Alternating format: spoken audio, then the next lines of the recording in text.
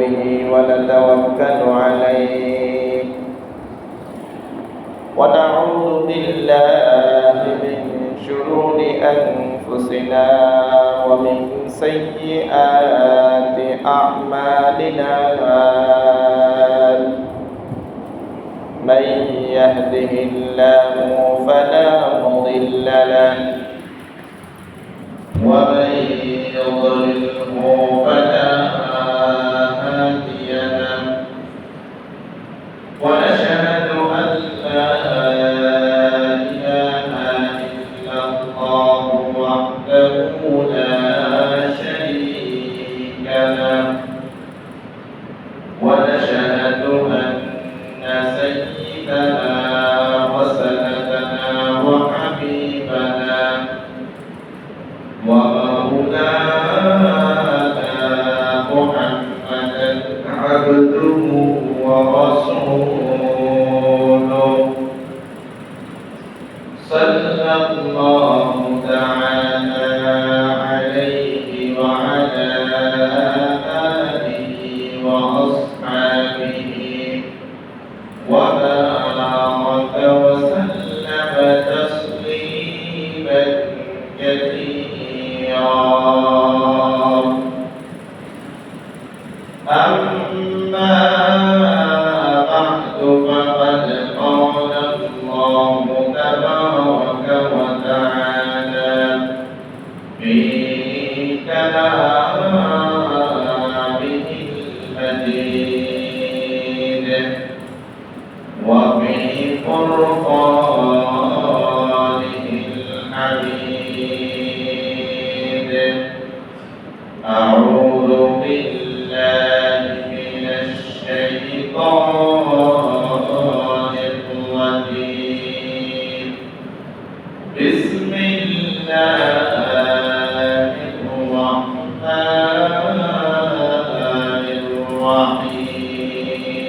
الرحيم إن عدة الشهور عند الله 12 شهرا في كتاب الله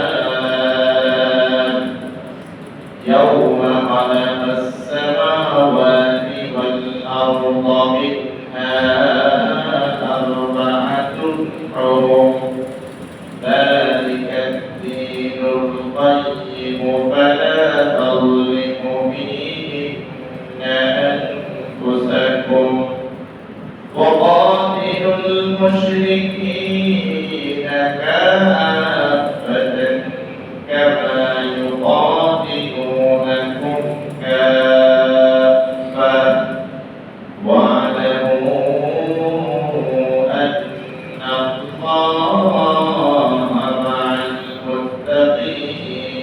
المتقين وعن أنس بن مالك رضي الله تعالى عنه قال قال رسول الله صلى الله عليه وسلم صوموا يوم عاشوراء أحتسب على الله أن يكفر السنة التي قبله أو سنة التي بعده صدق الله مولانا العظيم وصدق رسوله النبي الكريم ونحن على ذلك من الشاهدين والشاكرين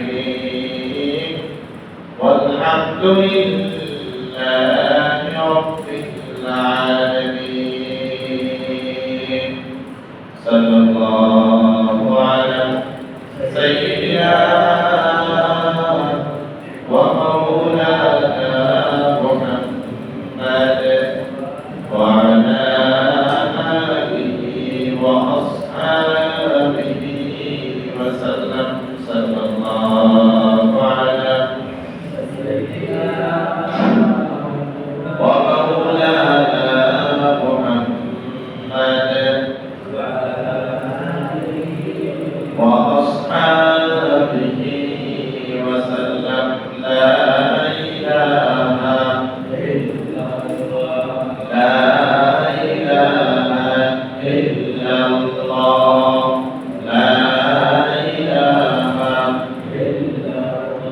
لا إله لا إله إلا الله لا إله لا إله إلا الله لا إله إلا الله لا إله إلا الله محمد رسول الله صلى الله عليه وسلم الحمد لله সম্মানিত মুসল্লিয়ান কিরাম সম্মানিত এলাকাবাসী মা ও বোনেরা আল্লাহ সুবহানাহু ওয়া তাআলার দরবারে অসংখ্য গণিত শুকরিয়া আল্লাহ পাক রব্বুল আলামিন আজকে মুহররম মাসের প্রথম জুমার দিন জুমার নামাজ আদায় করার জন্য মসজিদে আগে আসা বসার জামাত হওয়ার তৌফিক দিয়েছেন এই জন্য শুকরিয়া আদায় করে বলেন আলহামদুলিল্লাহ। আরবি বৎসরের প্রথম মাস মুহররম মাস। আমরা গত সপ্তাহ থেকেও মুহররম মাসের বা আশুরার কিছু বিষয় নিয়ে আলোচনা করেছি। আজকে আমাদের আলোচ্য বিষয় আশুরা সম্পর্কে। আজকে সান্তর হিসাব অনুযায়ী মুহররম মাসের 5 তারিখ আর ক্যালেন্ডার হিসাব অনুযায়ী আজকে 6 তারিখ। মূলত হলো সান্তর হিসাব হইল 5 তারিখ। আজকে যদি 5 তারিখ হয় আশুরার দিন হইল আগামী বুধবার। মঙ্গলবার দিন যত রাত্রে খাইয়া বুধবারে রোজা রাখা লোকে একটা রাখা আগে অথবা বাদে, তবে সবচেয়ে ভালো আগে যদি লোকে 3টা রাখতে পারে সামর্থ্য থাকে আগর দিন একটা বাদর দিন একটা লোকে আশুরার দিন একসাথে যদি 3টা রাখিলেন তাহলে সবচেয়ে বেশি ভালো। আর না হয় একটা 2টা রাখবো, আগেও যদি 2টা রাখতে পারে না কোনো অসুবিধার কারণে যদি একটাও রাখে শুধুমাত্র আশুরার দিন কিন্তু ইচ্ছা রাখলো যে আমি আগেরটা রাখতাম অথবা বাদেরটা রাখতাম, কিন্তু আগেও একটা কোনো কারণবশত রাখতে পারলো না বাদেও একটা কোনো কারণবশত রাখতে পারলো না, শুধুমাত্র আশুরার দিন রোজা রাখতো। রাসূল করিম সাল্লাল্লাহু আলাইহি ওয়াসাল্লাম বলেন এই মানুষের এক বছরের গুনাহ আল্লাহ রাব্বুল আলামিন মাফ করে দিবেন। সুবহানাল্লাহ। সুমু ইয়াওমা আশুরা আহতাসিবু আলাল্লাহ أن يكفر السنة التي قبله أو سنة التي بعده। বিশ্বনবী সাল্লাল্লাহু আলাইহি ওয়াসাল্লাম বলেন তোমরা আশুরার দিন রোজা রাখো। সুমু ইয়াওমা আশুরা আহতাসিবু আলাল্লাহ। যদি আমি আল্লাহ দরবারে এই বিষয়ে আশা রাখি যে মানুষ আশুরার দিন রোজা রাখে সুমু ইয়াওমা আশুরা আহতাসিবু আলাল্লাহ أن يكفر السنة التي قبله أو سنة التي بعده। আল্লাহ রাব্বুল আলামিন এই মানুষের আগের এক বছরের গুনাহ আর পিছনের এক বছরের গুনাহ আল্লাহ রাব্বুল আলামিন আশুরার দিন রোজা রাখার কারণে 2 বছরের গুনাহ আল্লাহ রাব্বুল আলামিন ক্ষমা করে দিবেন। সুবহানাল্লাহ। صوموا يوم عاشوراء أحتسب على الله أن يكفر السنة التي قبله أو سنة التي بعده।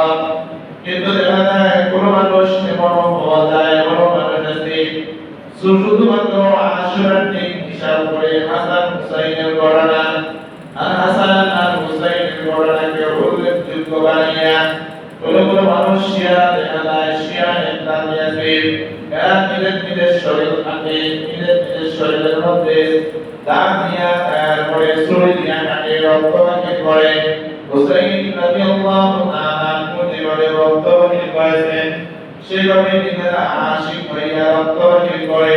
রাসূল কারীম সাল্লাল্লাহু আলাইহি ওয়াসাল্লাম বলেন ও দুনিয়ার মানুষেরা আমার উম্মত উম্মতেরা তোমরা শুধুমাত্র আশুরার দিন পালন করবে রোজা অবস্থায় আর বেশি বেশি আল্লাহর দরবারে তওবা করা অবস্থায়।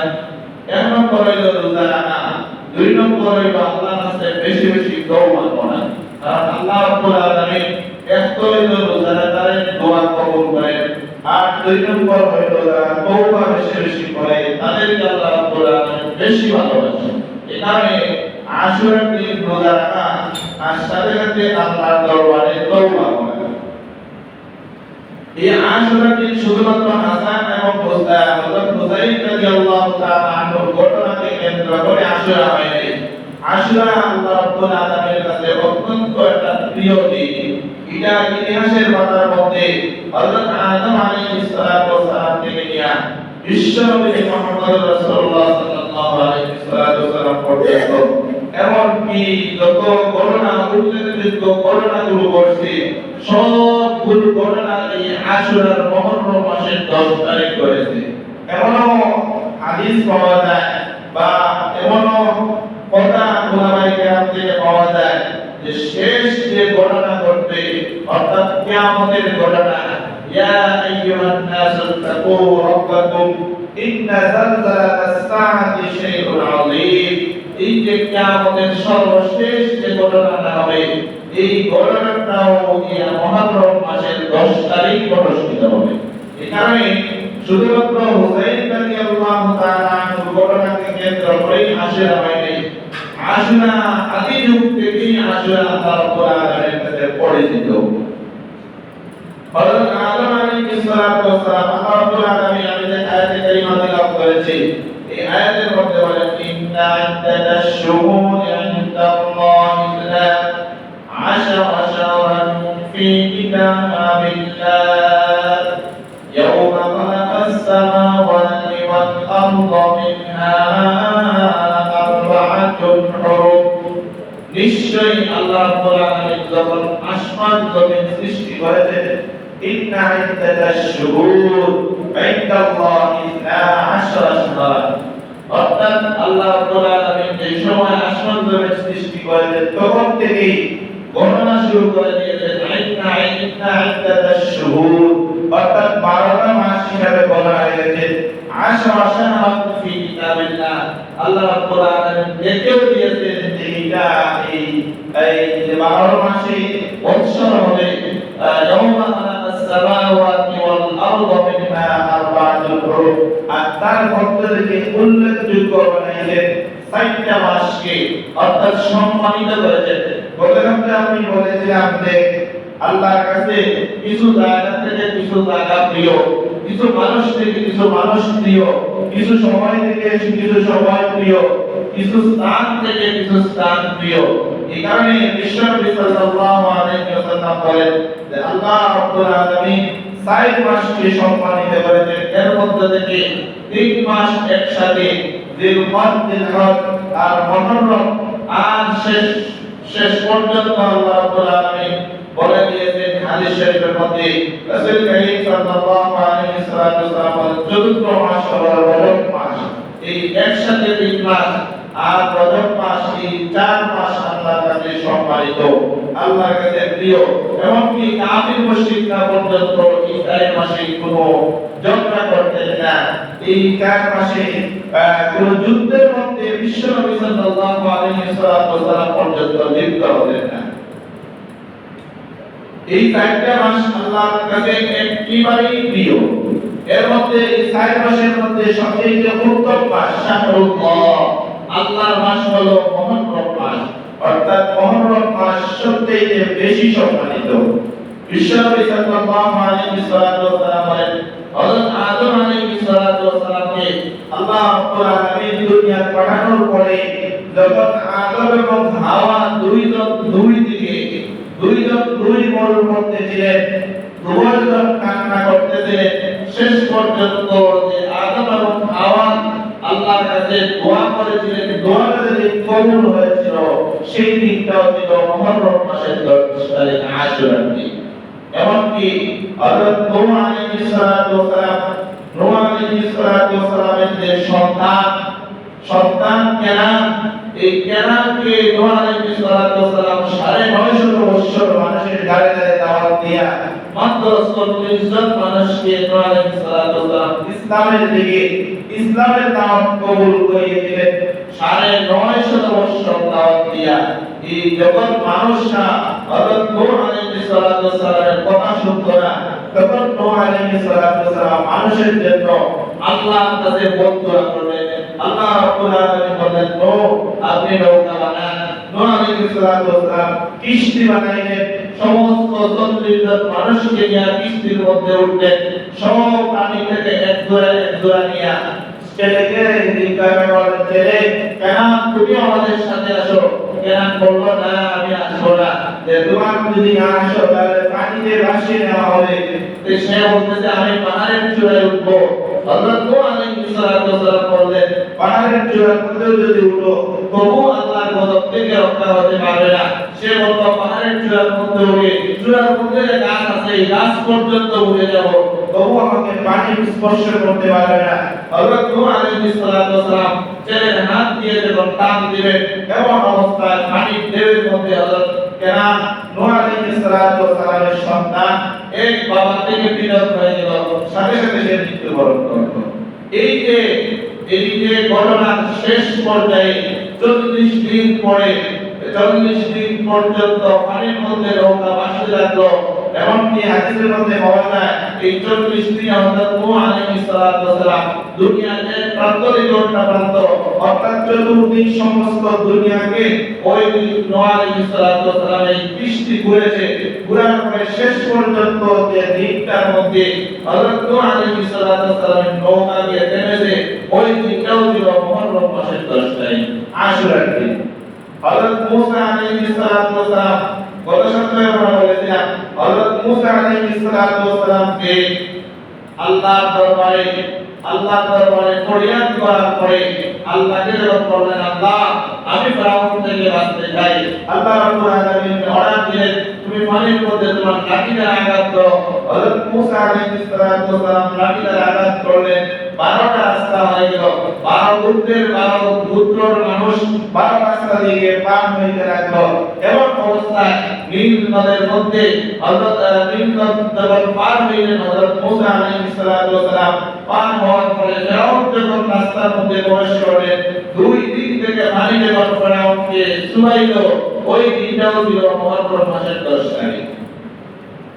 এমনকি কিতাবের মধ্যে পাওয়া যায় হযরত ইউসুফ আলাইহিস সালাম যখন তার ভাইরা ইউসুফকে কূপের মধ্যে ফেলে দিল, এই ফেলে দেওয়ার পরে দীর্ঘদিন পর্যন্ত কূপের মধ্যে থাকা অবস্থায় হযরত ইউসুফ আলাইহিস সালামের কাছে জিবরাইলের মাধ্যমে জান্নাত থেকে পানি যখন পাঠাইতে লাগলেন, আল্লাহ পাক রব্বুল আলামিন শেষ পর্যায়ে এক গ্রুপ যখন ব্যবসায়ী মানুষের কাছে আল্লাহ রাব্বুল আলামিন যেদিন ইউসুফ আলাইহিস সালাম কূপ থেকে তুলে তাদের হাতে সুপর্দ করবেন, ওই দিনটা ছিল মুহররম মাসের 10 তারিখ, আশুরার দিন। এমনকি হযরত ইউসুফ আলাইহিস সালামের পিতা ইয়াকুব আলাইহিস সালাম যখন সন্তানের বেতায় কাঁদতে কাঁদতে দুই চোখ অন্ধ হয়ে গেল, শেষ পর্যায়ে যখন পিতা পুত্রের মিলন ঘটাইলেন, মিশরের বাদশা বানাইলেন হযরত ইউসুফ আলাইহিস সালামকে।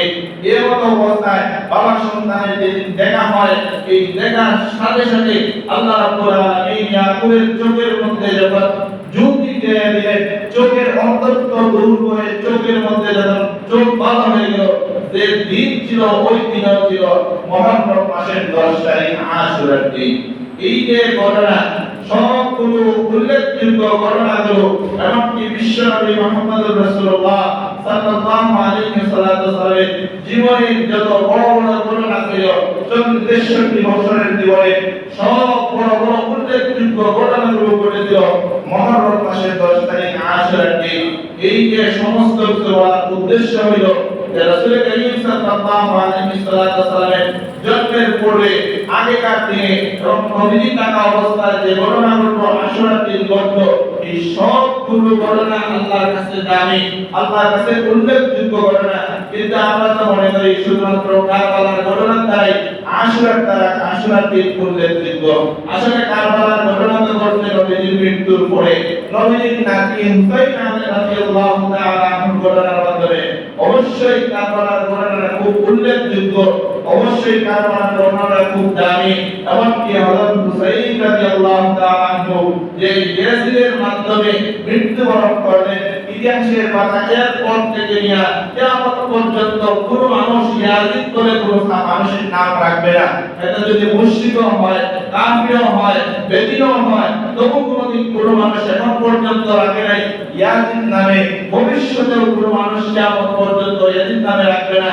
কিন্তু হযরত হুসাইন রাদিয়াল্লাহু তাআলা নাম গ্রামে গ্রামে, গড়ে গড়ে, পাড়ায় পাড়ায়, মহল্লায় মহল্লায়, এমনকি অনেক জায়গার মধ্যে বাবার নাম হুসাইন, সন্তানের নাম হুসাইন, নাতির নাম হুসাইন, এরপরে পত্নীর নাম হুসাইন রাদিয়াল্লাহু তাআলা আনহু নাম পর্যন্ত মক্কা মদিনার মধ্যে আছে।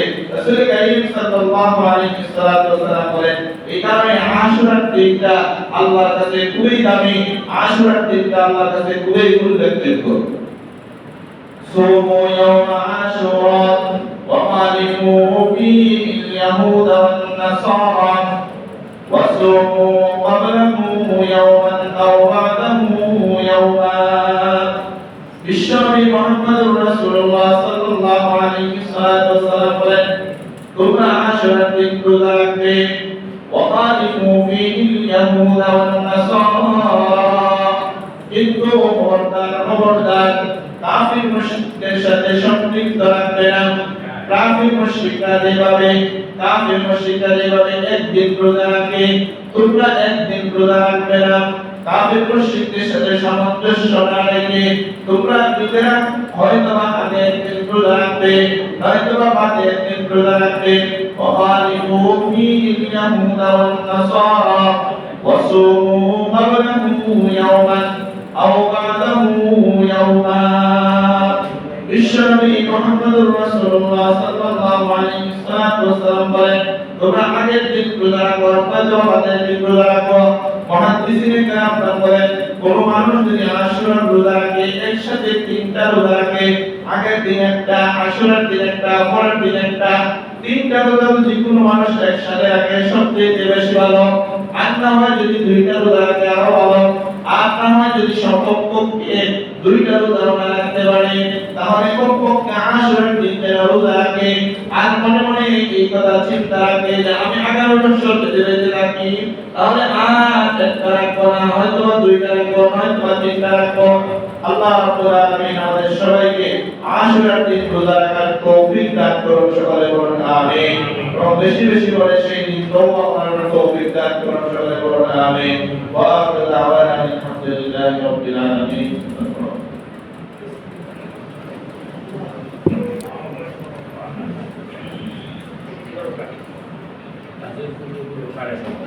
Así es,